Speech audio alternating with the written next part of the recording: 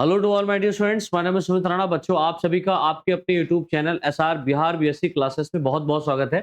जैसा कि आप सभी प्यारे साथी ये जानते हैं कि थर्ड सेमेस्टर के जूलॉजी के इंपॉर्टेंट क्वेश्चंस जो आपके दो पेपर में बन सकते हैं, यानी कि जूलॉजी का जो मेजर कोर्स हमारा है उसमें दो पेपर आपको देने पड़ेंगे इस थर्ड सेमेस्टर में। तो जो उन दोनों पेपर में इंपॉर्टेंट क्वेश्चन बन सकते थे, शॉर्ट क्वेश्चन और लॉन्ग क्वेश्चन, वो मैंने आप तक प्रोवाइड कर दिए हैं। अभी तक अगर आप लोगों ने नहीं देखा है तो डिस्क्रिप्शन में उसका लिंक या यहाँ पर आई बटन पर उसको दे दिया जाएगा, तो आप लोग उस पे टच करके इंपॉर्टेंट क्वेश्चंस को देख लीजिएगा दोनों पेपर में क्या है। आप अपने आप तैयारी कर रहे हैं, बहुत अच्छी बात है। नहीं कर पा रहे हैं तो कोई बात नहीं, हम आपके साथ हैं। यहाँ पर पहले पेपर के जो इंपॉर्टेंट क्वेश्चंस आपको बताए गए थे, उसके आज के इस लेक्चर में हम लोग, यानी कि फर्स्ट पेपर के आज के इस लेक्चर में हम लोग क्या करेंगे बेटा, शॉर्ट क्वेश्चंस को कवर करेंगे। यानी कि 4 से 5 जो शॉर्ट क्वेश्चंस मैंने यहाँ पर आप लोगों को बताए थे, उनको डिस्कस करेंगे। ठीक है? तो सबसे पहला जो क्वेश्चन यहाँ पर आप लोगों के बीच में दिखाई पड़ रहा है, उसको हम लोग कह रहे हैं डिफाइन इंटीग्यूमेंट एंड स्किन। यानी इंटीग्यूमेंट को ही हम लोग स्किन के नाम से जानते हैं बेटा, और ये एक शॉर्ट क्वेश्चन है। ठीक है, ये क्या है बच्चों? एक शॉर्ट क्वेश्चन है जिसका आंसर यहाँ पर मैंने आप लोगों को डिलीवर किया है। इसको थोड़ा सा समझिएगा, बहुत सिंपल लैंग्वेज में मैं यहाँ पर पढ़ाने का प्रयास कर रहा हूँ।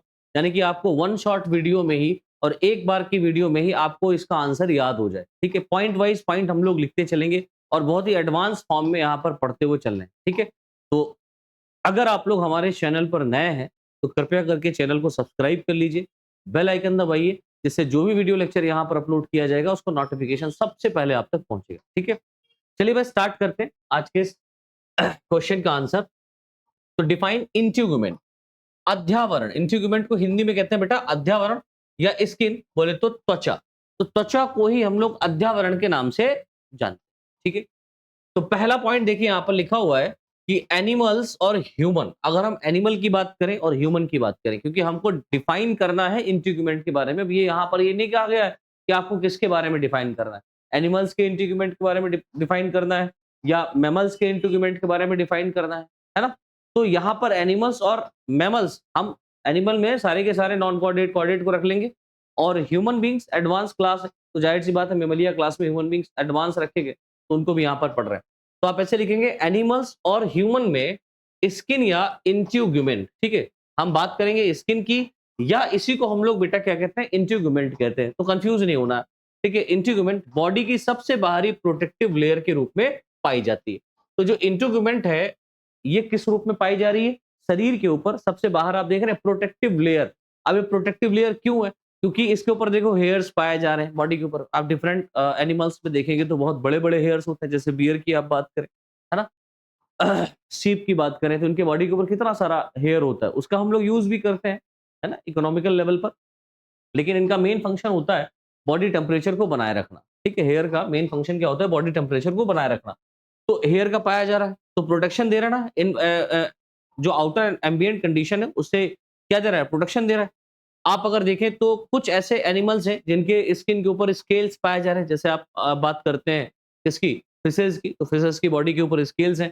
कुछ आप कॉर्डेट और भी देखें तो उनके रेप्टिलियंस की बात करें तो उनके बॉडी के ऊपर स्केल्स हैं। बहुत सारे ऐसे फॉर्म पाए जा रहे हैं जहां पर इनका मेन फंक्शन होता है प्रोटेक्टिव लेयर के रूप में काम करना। तो हमारे बॉडी में भी इसका बहुत बड़ा रोल है ना भाई? स्किन पाई जा रही है तो अल्ट्रावायलेट रेड से ये क्या कर रहा है? हमको बचा रहा है। जो हम धूप में निकलते हैं तो अल्ट्रावायलेट रेज आ रही है, उससे हमको बचा रहा है। दूसरी बात, हेयर्स पाए जा रहे हैं तो हेयर का हमारे बॉडी के अंदर तो कोई काम रह ही नहीं गया है आज की डेट में, है ना? सॉरी, कोई रह ही नहीं गया है। तो उसका धीरे धीरे एडवांटेज भी है और डिसएडवांटेज भी है। फिलहाल इस क्वेश्चन का आंसर देखते हैं। नेक्स्ट पॉइंट देखिए यहां पर लिखा हुआ है कि ये जो बॉडी है, ये बॉडी में फिजिकल डैमेज, अब जो इंटीग्यूमेंट है ये क्या कर रहा है? ये फिजिकल डैमेज को बचाने के लिए, पैथोजन से बचाने के लिए और डिहाइड्रेशन में बैरियर के रूप में कार्य करती है। अब जाहिर सी बात है फिजिकल डैमेज, यानी कि आप देख रहे हैं सबसे बाहर की तरफ ये स्किन हमारी पाई जा रही है, तो कोई चोट वोट लगती है तो हमारी जो वेन आर्टरीज कैपिलरीज पाई जा रही है तो उनको बचाने का ये काम कर रही है, पहली बात। दूसरी बात क्या है कि ये पैथोजन से भी बचा रही है। हमारे बॉडी के ऊपर न जाने कितने मिलियंस ट्रिलियंस फॉर्म में आकर के बैक्टीरिया बैठते हैं, है ना? हाथों के ऊपर बैक्टीरिया रहते हैं, वायरस रहते हैं, तो ये डायरेक्ट हमारे बॉडी के अंदर नहीं जा पाते। तो उससे भी हमको ये क्या कर रही है, प्रोटेक्शन दे रही है स्किन। तीसरा, डिहाइड्रेशन। आप देखते हैं डिहाइड्रेशन से भी बचाने का काम करती है। तो किन्हीं लोगों को बहुत ज़्यादा स्वेटिंग होने लगती है, कुछ को स्वेटिंग कम होती है। तो बॉडी को मेंटेन करने के लिए यहाँ पर डिहाइड्रेशन प्रोसेस को भी ये मेंटेन करने का काम करती है। ठीक है? आगे देखिए नेक्स्ट पॉइंट लिखा हुआ है, स्किन बॉडी के टेम्परेचर को कंट्रोल करने, सेंसेशन और विटामिन डी के सिंथेसिस में भी मदद करती है। ये पॉइंट बहुत इंपॉर्टेंट है। आपको पता है डॉक्टर्स कहते हैं अगर आपको विटामिन डी की कमी हो रही है तो कहते हैं सुबह की धूप आप लोग लीजिए। सुबह की धूप कैसे लेना है? झोला लेकर के नहीं जाना है। सुबह मतलब सुबह-सुबह जब सूर्य उदय होता है तो फिर आप लोग जो है ना बाहर बैठें और वो जो सनलाइट आ रही है, उसके सनलाइट में आपके स्किन में मेलानिन पिगमेंट नामक या बहुत सारे पिगमेंट्स पाए जा रहे हैं, जो कि विटामिन डी का भी क्या कर रहा है बेटा? फॉर्मेशन कर रहा है। तो इसका मेन फंक्शन एक तो ये हो गया कि ये विटामिन डी का सिंथेसिस कर रही है। दूसरा, सेंसेशन में भी ये आपको हेल्प कर रही है। भाई कोई भी मॉस्किटो आता है, बाइट करता है, पहले तो नहीं पता चलता क्योंकि वो बहुत हल्का है, लेकिन जो बाइट कर रहा होता है तब हमको एहसास होता है कि मच्छर काट रहा है या कोई ऑर्गेनिज्म ऐसा है लाइक एनिलिड्स मान लो या वर्टिब्रेट कोई भी एक ऐसा ऑर्गेनिज्म हम बात करते हैं लीच की, वो भी आके चिपक जाती है, पता नहीं चलता है, साइलेंट प्रेडेटर है, लेकिन फिर भी हमको सेंसेशन हो जाता है कोई चीज़ हमारे स्किन के ऊपर रह रही है। या आप देखते हैं कोई आपको छूता है या टच करता है या आपको कोई थप्पड़ मारता है पीछे से, तो सेंसेशन होता है। अब ऐसा ही आपको सेंसेशन ना होता, कोई भी मार के चला जाता, क्या पता, है ना? आपके तो टीप पड़ गई, आप बैठे हुए हैं, पता ही नहीं चल रहा कि किसने थप्पड़ मारा है ना? तो सेंसेशन में भी क्या है बेटा, इसका बहुत बड़ा रोल होता है। अच्छा, टेम्परेचर जो होता है बॉडी का, उसको कंट्रोल करने में भी इसका बहुत बड़ा रोल होता है, ठीक है? तो इंटीग्यूमेंट का हमारे शरीर के अंदर बहुत-बहुत बड़ा रोल है। हमारे शरीर ही नहीं, बल्कि हर एक ऑर्गेनिज्म के अंदर इंटीग्यूमेंट का बहुत बड़ा रोल होता है। नेक्स्ट में देखिए लिखा हुआ है, इसमें 3 मेन लेयर्स होती हैं। अब इंटीग्यूमेंट में 3 मुख्य लेयर पाई जाती हैं, ठीक है? जिसे हम लोग एपिडर्मिस कहते हैं, जो कि आउटर लेयर के रूप में पाई जा रही है। दूसरा डर्मिस कहते हैं, जिसे मिडिल लेयर के रूप में हम लोग जानते हैं। और तीसरा हाइपोडर्मिस होता है, जो डर्मिस के ठीक नीचे आपको देखने को मिलेगी, जो कि सबक्यूटेनियस लेयर के रूप में जानी जाती है, कहते हैं। ठीक है? तो इसमें 3 मुख्य लेयर पाई जा रही हैं। कौन-कौन सी बेटा? एपिडर्मिस, डर्मिस और हाइपोडर्मिस। ठीक है? एपिडर्मिस, डर्मिस और हाइपोडर्मिस, ये 3 मुख्य लेयर यहाँ पर पाई जा रही हैं। नेक्स्ट पॉइंट देखिए लिखा हुआ है, इसके अलावा इसमें हेयर्स फॉलिकल। अब आपको पता है स्किन के ऊपर हेयर फॉलिकल भी तो हेयर भी जो पाया जा रहा है, ये जो हेयर प्रेजेंट है, ये हेयर जो है ना स्किन के अंदर फॉलिकल के अंदर ग्रो किया है, तो हेयर फॉलिकल भी है। स्वेट ग्लैंड भी पाई जा रही है, पसीना निकलता है, स्किन से ही तो निकलता है पसीना, बॉडी से ही तो निकलता है पसीना, तो ये स्वेट ग्लैंड का भी यहाँ पर पाया जाना बहुत बड़ा रोल है। और सिबेसियस ग्लैंड जैसी संरचनाएं पाई जाती हैं। सिबेसियस ग्लैंड, अगर आप बात करें बर्ड्स की, तो बर्ड्स की टेल में जो है ना सिबेसियस ग्लैंड्स पाई जा रही है, जिसका या पीनियल ग्लैंड्स पाई जा रही है, जिसका मेन प्रीन ग्लैंड्स पाई जा रही है, जिसका मेन काम होता है बॉडी को मोम प्रदान करना, वैक्स प्रदान करना, या उसको थोड़ा सा कैसा रखना, मॉइस्चर रखना, ठीक है? होता है, जो स्किन के स्वास्थ्य और कार्य को बनाए रखने के लिए आवश्यक होते हैं, जो कि स्किन के कार्य यानी उसके फंक्शन को और उसकी हेल्थ को बनाए रखने के लिए कार्यरत होते हैं। तो ये एक शॉर्ट क्वेश्चन आपका यहाँ पर था, डिफाइन इंटीग्यूमेंट और स्किन में अगर पूछा जाए तो आप सिर्फ इतना ही मटेरियल लिखेंगे, इससे ज्यादा लिखने की जरूरत नहीं है। एग्जामिनर हंस के आपको, खुश होकर के आपको बढ़िया सा नंबर देगा, ठीक है? चलो नेक्स्ट क्वेश्चन की तरफ हम लोग मूव करते हैं। तो सेकंड क्वेश्चन हमारा है, एक्सप्लेन मैमल्स स्किन या एक्सप्लेन मेमेलियन इंटीग्यूमेंट्स। बात तो वही है ना, स्किन को हम लोग क्या कह रहे हैं बेटा? इंटीग्यूमेंट्स कह रहे हैं। तो अब इंटीग्यूमेंट्स किसके बारे में देखना है? मुख्य रूप से मैमल्स के बारे में देखना है। तो जितने भी मैमल्स हैं यानी स्तनधारी जंतु जितने भी हैं, उनके अंदर जो इंटीग्यूमेंट सिस्टम या स्किन पाई जा रही है, उसके बारे में हमको डिस्कस करना है। तो यहाँ पर देखो पहला पॉइंट यहाँ पर लिखा हुआ है, मैमल्स स्किन या मेमेलियल स्किन एक कॉम्प्लेक्स ऑर्गन है। इसको हम लोग अंग के रूप में जानते हैं, तो याद रखिएगा स्किन क्या है? एक ऑर्गन के रूप में पाया जा रहा है और एक बहुत बड़ा ऑर्गन पाया जा रहा है। बॉडी के अंदर सबसे बड़ा ऑर्गन कौन सा है? तो इंटीग्यूमेंट है, ठीक है? तो कॉम्प्लेक्स ऑर्गन है जो बॉडी के टेम्परेचर की सुरक्षा, बॉडी के टेम्परेचर को प्रोटेक्ट करना, सेंसेशन को करना और प्रोटेक्शन सहित कई इंपॉर्टेंट कार्य करती है। इसका बहुत बहुत बड़ा रोल होता है बॉडी के अंदर, ठीक है? इसका बहुत बहुत बड़ा रोल होता है बॉडी के अंदर, यानी सेंसेशन को भी कराना होता है, टेम्परेचर को भी मेंटेन रखना होता है, इसके साथ साथ बॉडी को प्रोटेक्शन भी देना होता है आउटर एम्बिएंट कंडीशन से, ठीक है? नेक्स्ट में देखिए लिखा हुआ ये 3 मुख्य लेयर से बनी होती है। अब जाहिर सी बात है 3 मेन लेयर यहाँ पर पाई जा रही हैं, तो कौन-कौन सी लेयर सबसे पहले हमने जो आपको बताई वो कौन सी बेटा? एपिडर्मिस। सबसे बाहरी वाली लेयर जो होती है उसको हम लोग क्या कहते हैं बेटा? एपिडर्मिस कहते हैं। यानी कि अब हमको यहाँ पर एक्सप्लेन करना ना मेमेलियन एपिडर्मिस के बारे में, ठीक है? या मेमेलियन इंटीग्यूमेंट के बारे में। तो सबसे पहला आप हेडिंग डालेंगे एपिडर्मिस, ठीक है? एपिडर्मिस में लिखेंगे ये सबसे आउटर लेयर होती है जो एक प्रोटेक्टिव बैरियर के रूप में काम करती है। यानी कि सबसे बाहरी लेयर पाई जा रही है एपिडर्मिस, ये सबसे बाहरी लेयर है और ये किस रूप में काम कर रही है बेटा? प्रोटेक्टिव लेयर के रूप में या प्रोटेक्टिव बैरियर के रूप में काम कर रही है। दूसरा पॉइंट देखिए लिखा हुआ है ये लेयर मुख्यतः केराटिनोसाइट्स से बनी होती है। तो ये लेयर किससे बनी होती है बेटा? केराटिनोसाइट से बनी होती है। यानी कि यहाँ पर जो सेल्स पाई जा रही हैं उसमें केराटिनोसाइट्स पाई जा रही हैं जो केराटिन का उत्पादन करती हैं। जो मुख्यतः किसका उत्पादन कर रही है बेटा? केराटिन का फॉर्मेशन कर रही है, जो कि एक प्रोटीन के रूप में स्ट्रेंथ और वाटर वाटर प्रूफिंग को प्रदान करती है। तो इसका मेन फंक्शन क्या होगा? मतलब केराटिन का मेन फंक्शन क्या हो रहा है? जो हमारे बॉडी के अंदर प्रोटीन के रूप में स्ट्रेंथ यानी कि हमको ये ताकत प्रदान कर रही है। दूसरी ये केराटिन क्या कर रही है? हमको वाटर प्रूफिंग बना रही है। यानी कि हम जब पानी के अंदर जाते हैं तो पानी के अंदर हम, जाहिर सी बात है सॉरी, कंसंट्रेशन ग्रेडियंट की अगर आप बात करें तो high concentration to the region of low concentration water flow करता है ना? हमारे बॉडी का जो कंसंट्रेशन होता है वो हाई होता है क्योंकि बॉडी के अंदर हो सकता है किसी ना किसी सेल के अंदर कंसंट्रेशन ज्यादा है in comparison to ambient condition. आप पानी के अंदर उतरे तो पानी के अंदर आप जाते हैं नहाने के लिए, गंगा नहाने जाते हैं या स्नान करने जाते हैं, तो पानी जो है वो बॉडी के द्वारा एब्जॉर्ब कर लिया जाए और आपकी बॉडी फूल जाएगी।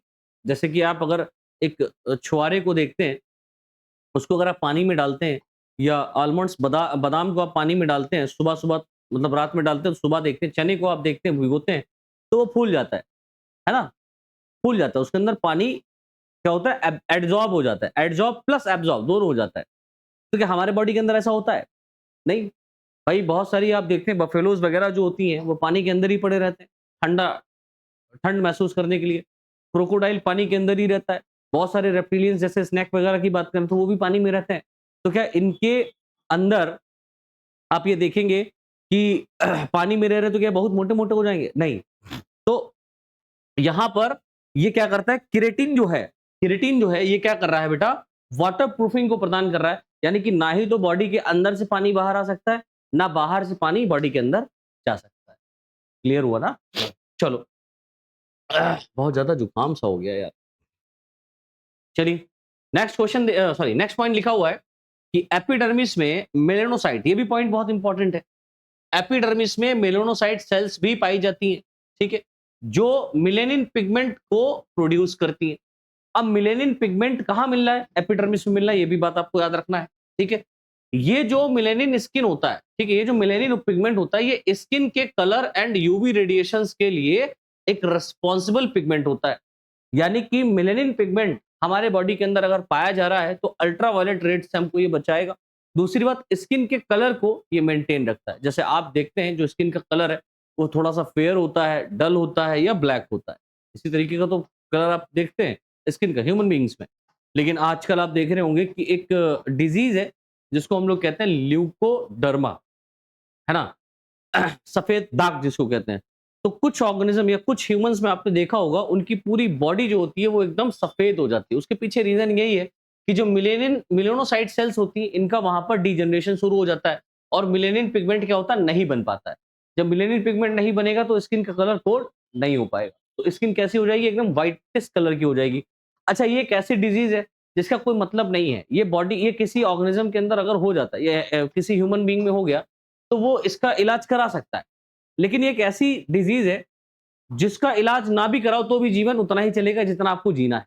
यानी कि अगर आपकी पूरी बॉडी सफेद हो जाती है, आपकी ना हो, भगवान ना करे ऐसा हो, लेकिन ये मिथ बना हुआ है कि अगर आपको ल्यूकोडर्मा हो गया तो आपसे लोग घृणा करेंगे, ऐसा नहीं। ये छुआछूत की बीमारी नहीं है कि किसी को ल्यूकोडर्मा हुआ है तो उसके हाथ का कुछ खा नहीं सकते, उससे हम लोग टच नहीं कर सकते, ऐसा कुछ नहीं, ठीक है? और यहाँ तक आप देखेंगे कि कुछ लेवल पर ये जेनेटिक हो सकता है, लेकिन जेनेटिक भी नहीं होता है ल्यूकोडर्मा। तो स्पेशली अगर देखा जाए तो ये एक ऐसी डिजीज है जिसका कोर्स बड़ा महंगा होता है सही करने के लिए, तो आदमी करवाता नहीं है, वो कहता है ठीक है यार हमारी ज़िंदगी तो चल रही है, क्या दिक्कत पड़ती है ना? तो हो जाता है। तो उसके पीछे क्या रीज़न है? मेलेनोसाइट पिगमेंट का रीज़न है, ठीक है? या मेलानिन पिगमेंट का रीज़न है। तो एपिडर्मिस कंप्लीट, सेकंड हमारा है डर्मिस। अब डर्मिस क्या कहती है ना? डर्मिस क्या कहती है? इसको देख लेते हैं। तो देखिए लिखा हुआ है एपिडर्मिस के ठीक नीचे डर्मिस पाई जाती है। पहला पॉइंट तो ये हो गया आपका। ठीक नीचे क्या पाया जा रहा है? डर्मिस पाया जा रहा है एपिडर्मिस के, जो कि connective tissue, blood vessels, nerves, hair follicles है ना? जो कि connective tissue, blood vessels, nerves, hair follicles and sweat gland से बनी एक मोटी परत होती है। यानी इसके अंदर आपको ये इतने सारे स्ट्रक्चर भी देखने को मिलेंगे। ठीक है? तो ये सब कहाँ है? डर्मिस में। इसके ऊपर कौन है? एपिडर्मिस, जो कि इन सबको क्या कर रही है? प्रोटेक्ट कर रही है। आगे देखिए लिखा हुआ है डर्मिस एपिडर्मिस को न्यूट्रिएंट्स को प्रदान करने में या न्यूट्रिएंट्स को प्रदान करने, कॉमा त्वचा की संरचना का समर्थन करने आदि के लिए जिम्मेदार होती है। यानी कि ये क्या कर रहा है? ये जो डर्मिस हमारी पाई जा रही है, ठीक है, ये डर्मिस क्या कर रहा है? एपिडर्मिस को, जो आउटर लेयर सबसे मोस्ट आउटर लेयर है, उसको न्यूट्रिएंट्स को प्रदान करने में और उसकी त्वचा की संरचना का समर्थन करने में, यानी कि जो उसका स्ट्रक्चर है उसको बनाए रखने में क्या करती है? ये जिम्मेदार होती है। अब इसके बाद में थर्ड जो हमने देखा था जिसका नाम है हाइपोडर्मिस, और इस हाइपोडर्मिस को हम लोग सब क्यूटेनियस लेयर के नाम से भी जानते हैं। क्या मेन फंक्शन है इसका, है ना? तो पहला पॉइंट देखिए लिखा हुआ है, यह डीपेस्ट लेयर होती है, यानी कि एपिडर्मिस डर्मिस के नीचे ये पाई जाती है, सबसे अंदर की तरफ पाई जाती है, जो कि फैट एंड कनेक्टिव टिश्यू से बनी होती है। ये मुख्यतः फैट और कनेक्टिव टिश्यू से बनी, यानी कि फैट जो हमारा स्टोर होता है आकर के, वो कहाँ पर आता है? यहीं पर आता है, हाइपोडर्मिस। या बॉडी को गर्म रखने, ऊर्जा को संग्रहित करने, ये बॉडी को गर्म रखने में, ऊर्जा को संग्रहित करने में और बाहरी दबाव या चोट के खिलाफ आंतरिक अंगों को सुरक्षित रखने में मदद करती है। अब जैसे आप जानते हैं कि आपके मित्र लोग भी हैं, आपके ऐसे गुरुजी भी हैं जो मारते बहुत हैं। तो आप पढ़ रहे हैं और आपने कोई जवाब नहीं दे पाया, तो गुरुजी ने ऐसे घूंसा बनाया और आपके पेट में दम से मारा। या आपके दोस्त लोगों ने क्या किया, आप चल रहे हो तो उसने एकदम पीछे से मुक्का मार दिया। या हम लोग वो बसते ना, गुम्मा-गुम्मा बस लेते हैं कि घूँसा-घूँसा बसते हैं। बध लेते हैं कि टाइम 1 घंटे का ओवर देते हैं और जो 1 घंटे बाद धाड़ से मारते हैं। बचपन में खेला होगा, आप लोग भी खेलते हैं। तो उसके मारने के बाद में, यानी कि स्टॉक देने के बावजूद भी आपके बॉडी के अंदर जो ऑर्गन है, उनको डैमेज नहीं होता। उसके पीछे रीज़न यही है कि हाइपोडर्मिस क्या करती है, उन सबको प्रोटेक्ट करती है। तो कहती मार लो, हाँ, ये बात अलग है कि आप कतई एकदम बहुत ही ज़ोर से मारेंगे तब तो कुछ ना कुछ तो डैमेज होगा ही होगा, लेकिन हल्के-फुल्के चोट अगर आपको लगती है, तो बॉडी के अंदर जो स्ट्रक्चर्स पाए जा रहे हैं, उनको नुकसान नहीं पहुँचता है, ठीक है? एक नोट पॉइंट देखिए बेटा लिखा हुआ है कि मेमेलियन स्किन्स इस मायने में अनोखी है। एक नोट पॉइंट है जिसको आपको याद रखना है। इसको मैंने अनोखी क्यों कहा, वो भी देखना है कि मेमेलियन स्किन इस मायने में अनोखी है कि ये हेयर्स के विकास का समर्थन, यानी कि बॉडी के ऊपर आप देखते हैं हेयर पाया जा रहा है, ठीक है? हेयर के विकास का समर्थन करती है मेमेलियन स्किन। और वहीं रेप्टिलियन स्किन अगर आप देखें तो क्या किसी भी रेप्टाइल के स्किन के ऊपर आपने हेयर देखा है? आप लिजर्ड को ही देख लो, मेरे सामने ही है ना? आप स्नेक को देख लो, आप क्रोकोडाइल को देख लो, है ना? क्या किसी के भी स्किन के ऊपर आपने हेयर देखा है? नहीं। तो मेमेलियन स्किन इस मामले में बहुत अनोखी है कि ये क्या कर रहा है? हेयर के विकास, हेयर के डेवलपमेंट को क्या करता है बेटा? समर्थन देता है। दूसरा टेम्परेचर रेगुलेशन और प्रोटेक्शन में इंपॉर्टेंट रोल निभाता है तो निभाती है। तो ये स्किन जो है इसका बहुत बहुत बड़ा रोल हो जाता है इस लेवल पे आकर के, ठीक है? क्लियर हुआ यहां तक? तो दूसरा क्वेश्चन हमारा शॉर्ट कंप्लीट हुआ। अब तीसरा शॉर्ट क्वेश्चन हमारा कौन सा है, देखो भाई। तीसरा शॉर्ट क्वेश्चन कहता है right a short note on swing bladder और एयर ब्लेडर। अब देखो पहली बात तो आपको याद रखना है, स्विंग ब्लेडर को ही हम लोग एयर ब्लेडर के नाम से जानते हैं, तो इसमें कंफ्यूजन नहीं लेना है। एयर ब्लेडर अलग है, स्विंग ब्लेडर अलग है, नहीं। स्विंग ब्लेडर को हो या एयर ब्लेडर को, बात एक ही है। अब स्विंग ब्लेडर का मेन फंक्शन क्या होता है ना, इस पे शॉर्ट नोट लिखना है। तो जो इंपॉर्टेंट हो सकता है वो यहाँ पर हमने बुक से, मतलब कई बुक से निकाल करके इसको लिखा है सॉरी। तो पहला पॉइंट देखिए लिखा हुआ है, स्विम ब्लेडर जिसे एयर ब्लेडर के नाम से भी जाना जाता है, कई मछलियों में, यानी कि आपको स्पेशली कहां मिलेगा? फिशेज में पाया जाने वाला एक गैस से भरा अंग होता है? स्विम ब्लैडर या एयर ब्लैडर? मतलब इसके अंदर हवा भरी रहती है, जो मछलियों में उछाल को नियंत्रित करने में मदद करता है। मछलियों में उछाल को नियंत्रित करने में, कुछ आप देखते हैं फिशेस कैसी होती हैं जो जंप करती हैं पानी के बाहर आकर के, तो उसको कंट्रोल करने में क्या करता है, ये मदद करने का काम करता है। दूसरा, स्विमिंग में भी बहुत बड़ा इसका रोल होता है।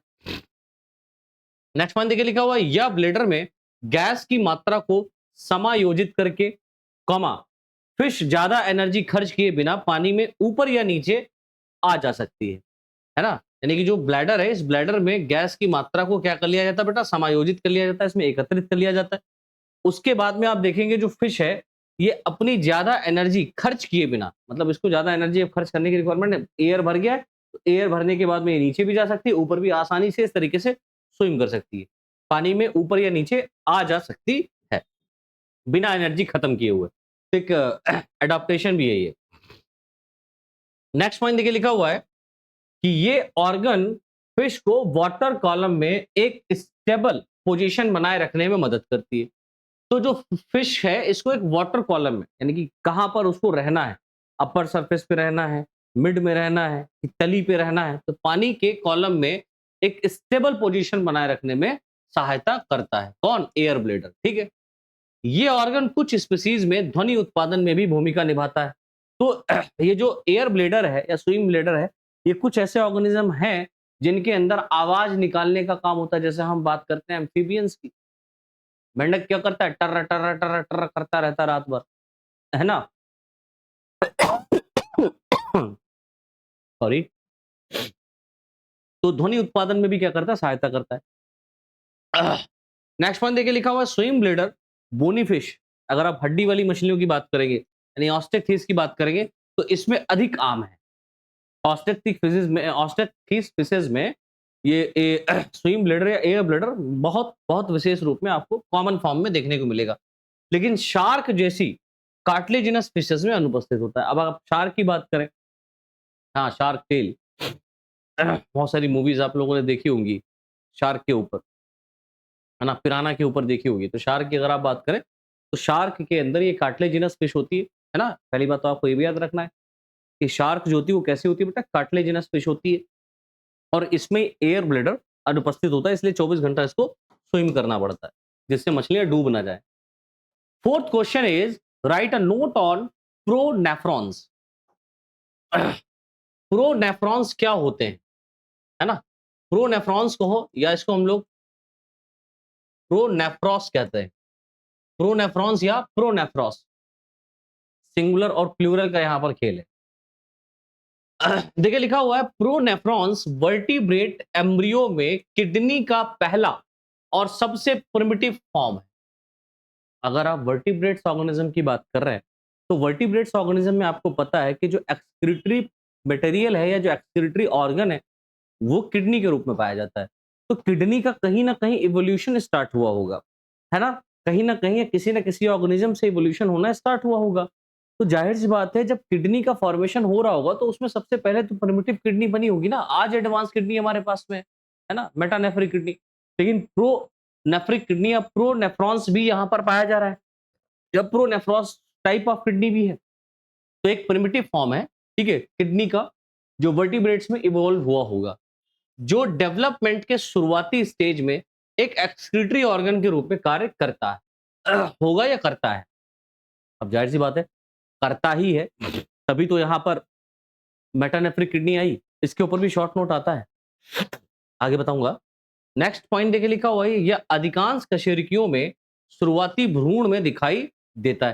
यानी कि मोस्ट ऑफ वर्टिब्रेट्स की आप अगर देखें, बात करें, तो उनकी जो स्टार्टिंग ऑफ एम्ब्रियोजेनेसिस होती है, ठीक है, हम बात करते हैं किसकी, एम्ब्रियोजेनेसिस की।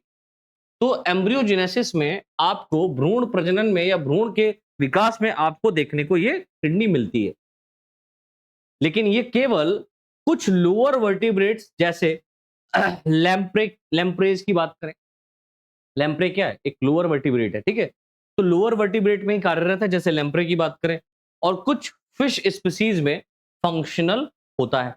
तो प्रोनेफ्रॉस की अगर हम लोग बात करें, तो प्रोनेफ्रॉन या प्रोनेफ्रॉस जो है, ये लोअर वर्टिब्रेट में, लोअर क्वाड्रेंट, लोअर वर्टिब्रेट में क्या है बेटा, फंक्शनल है। ठीक है, वर्टिब्रेट की बात हो रही, समझ रहे हैं, वर्टिब्रेट।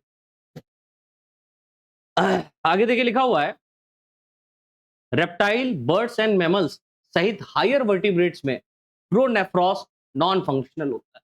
नॉन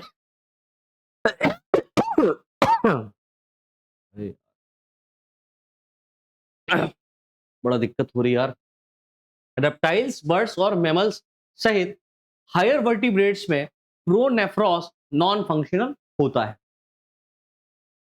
तो इस बात को भी याद रखिएगा। स्वास्थ्य ठीक नहीं है लेकिन फिर भी हमें लेक्चर प्रोवाइड करना है, तो मैं आप लोगों को प्रोवाइड कर रहा हूँ बेटा। बस मेडिसिन खा रहा हूँ लेकिन फिर भी बॉडी टाइम ले रही है ठीक होने में। नेक्स्ट पॉइंट देखिए लिखा हुआ है इवोल्यूशन के साथ साथ यह डीजनरेट हो जाता है।